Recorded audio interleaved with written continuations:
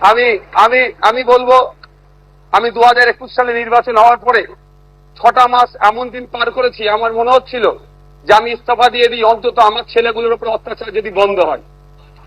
এই সময় ফিল করেছি, পার করেছি। পোস্টপোল ভায়োলেন্সে 2021 সালে, আমি এতে কিন্তু বিজেপিকে দরার সার্টিফিকেট দিচ্ছি না, কিন্তু 2021 সালে যে সমস্যার সম্মুখীন আমরা হয়েছিলাম, আমাদের কর্মী খুন হয়েছিল, একাধিক বাড়িঘর লুটপাট হয়েছে, ভাঙচুর হয়েছিল, সে অর্থে। তবে হ্যাঁ, একটা জিনিস, এই 2026-এ দাঁড়িয়ে বেশ কিছু ধর্মস্থান আক্রান্ত হয়েছে।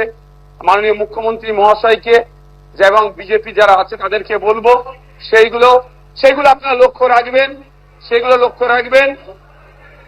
আজকে এই হাউসে যে কথা চালাচালি হচ্ছে, আমি বসে বসে ফিল করছিলাম, সময় গিয়েছে আমাদের বক্তব্য, বিরোধীদের বক্তব্য শাসকের পছন্দ হয়নি, চিৎকার করে বন্ধ করে দেওয়া হয়েছে। এই হাউসেও কিন্তু 21 থেকে 26 আমরা দেখেছি। আমরা আশা করব ওই দিনটা আসবে না।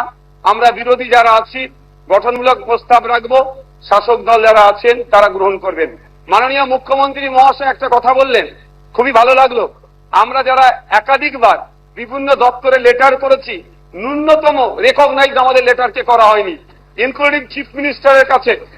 আজকে যে কথা বলেছেন, এটাকে আমি স্বাগত জানাচ্ছি, যে উনি অন্তত কথা বলেছেন যে মিনিস্টাররাও রিকগনাইজ করবে, অর্থাৎ প্রাপ্তি স্বীকার করবে। আর একটা কথা উনি বলেছেন, অল্প হলেও কাজ করব।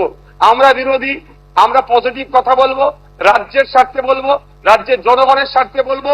অহেতুক বিরোধিতা করার জন্য বিরোধিতা আমরা করব না।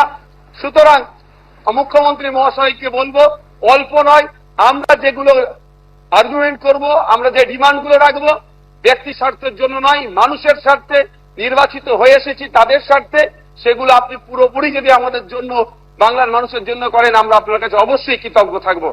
আবারও মুখ্যমন্ত্রী মহাশয়কে ধন্যবাদ জানাবো। দীর্ঘদিনের স্বপ্ন এটা আমাদের সকলেরই, যে আমাদেরকে নির্বাচিত করে এই হাউসের মধ্যে পাঠাচ্ছে। মাসের শেষে আমরা 1,21,000 টাকা নিয়ে বাড়ি যাচ্ছি। আমরা সেই জনগণের জন্য কি রোল প্লে করছি, কি বক্তব্য দিচ্ছি হাউসের মধ্যে? না, হাউসের মধ্যে এসে শুধু সময় কাটিয়ে চলে যাচ্ছি। যে আপনি লাইভ স্ট্রিমিং এর যে কথা বলেছেন, এটাও আমি আপনাকে কৃতজ্ঞতা জানাচ্ছি, স্বাগত জানাচ্ছি। এটা হওয়াটা খুবই দরকার ছিল। বাংলার অন্তত নির্বাচনগুলোতে তাদের জনপ্রতিনিধি হিসাবে কাদেরকে চুজ করবে, কেমন মানুষকে পাঠানো দরকার, তারা যেখানে বাংলার আইন তৈরি হচ্ছে, আগামী 5 বছর বাংলার শিক্ষা, স্বাস্থ্য, কর্মসংস্থান থেকে শুরু করে কৃষকের রুজি রুটির প্রশ্নে, প্যারা টিচার থেকে শুরু করে বিভিন্ন ক্ষেত্রে সমকাজের সমবেতন নিয়ে, এক কথায় আগামী 5 বছর বাংলা কিভাবে চলবে, বাংলার মানুষের স্বার্থে কি আইন তৈরি হচ্ছে, আইন পজিটিভ, একটু ছোট করুন। বিরোধী স্যার, শেষ করবো। বিরোধী হলেও স্যার একটা দিন সুযোগ পাচ্ছি বলার, এরপর তো টাইম মেনটেন করে দেবেন। তো স্যার সেই জায়গাগুলো লাইভ যেটা আছে সেটা আমি স্বাগত জানাচ্ছি। আমি আবারও আপনাকে ধন্যবাদ জানিয়ে বলবো, বহুদলীয় যে গণতন্ত্র আছে সেটার পূর্ণ মর্যাদা দিয়ে আমাদের মতো ছোট্ট যারা বিরোধী আছি তাদেরকে পরিসর দেবেন। ধন্যবাদ স্যার। এখন আমি নিজেকে আপডেট রাখতে ফলো করুন সানন্দা নিউজ। এই ব্যাপারে ফুল ভিডিও দেওয়া আছে আমাদের চ্যানেলে, দেখে নিন। আমি হুমায়রা কুরেশি। দয়া করে আমাকে একটু সাপোর্ট করুন, সাবস্ক্রাইব করুন, লাইক, কমেন্ট, শেয়ার করুন। ফেসবুক থেকে দেখলে ফলো করুন। ধন্যবাদ।